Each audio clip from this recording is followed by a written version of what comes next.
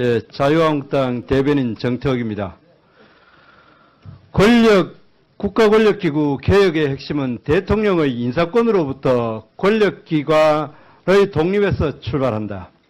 어제 조국 청와대 민정수석이 온 언론의 스포트라이트를 받으면서 검찰, 경찰, 국정원, 소위 국가권력기관 개혁 방안을 발표했다. 그 발표 장면 자체가 이번 개혁 방향이 매우 잘못되었다는 것을 실질적으로 그리고 상징적으로 보여주는 장면이다. 이 정부가 그토록 저주하고 미워하는 전 정부의 우병우 민정수석의 폐단이 무엇인가?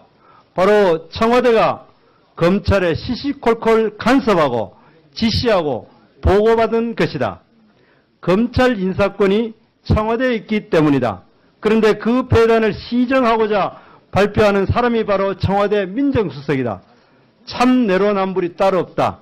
청와대는 더 이상 검찰, 경찰 일에는 손 떼는 것이 개혁의 출발이고 끝이다.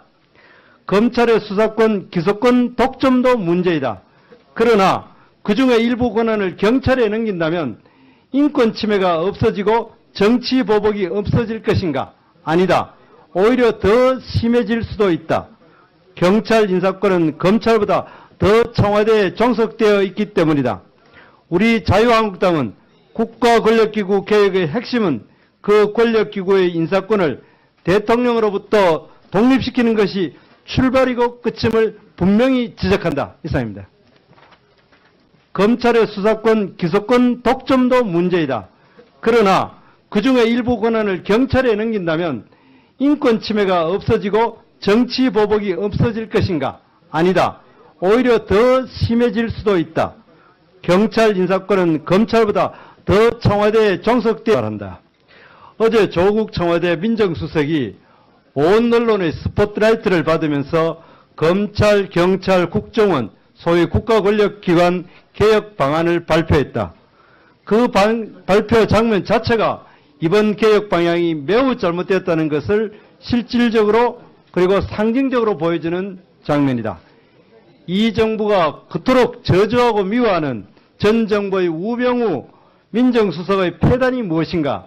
바로 청와대가 검찰에 시시콜콜 간섭하고 지시하고 보고받은 것이다.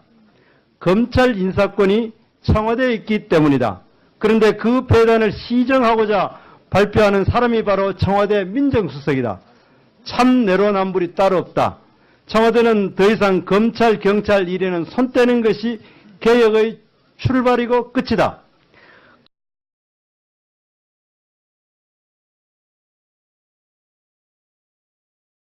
예, 자유한국당 대변인 정태욱입니다.